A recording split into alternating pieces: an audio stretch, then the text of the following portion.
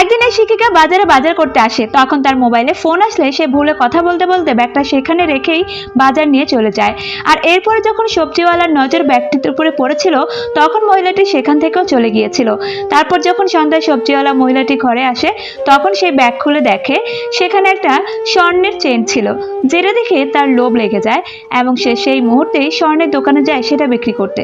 কিন্তু যখনই স্বর্ণটি বিক্রি করতে যাচ্ছিল, তখনই তার এটা ঠিক মনে হয়নি, যার কারণে সে সেখান থেকে চলে আসে। তারপর দিন সবজিওয়ালা মহিলাটির কাছে দিয়ে যখন শিক্ষিকা যাচ্ছিলেন, তখন সে তাকে ব্যাগটি ফেরত দিয়ে দেয়। এরপর সবজিওয়ালা মহিলাটির বাচ্চাটি হাঁটতে হাঁটতে যখন স্কুলের পাশ দিয়ে যাচ্ছিল, তখন শিক্ষিকার নজর সেই ছেলেটির উপর পড়ে, আর তখন ছেলেটি সেখান থেকে চলে যায়।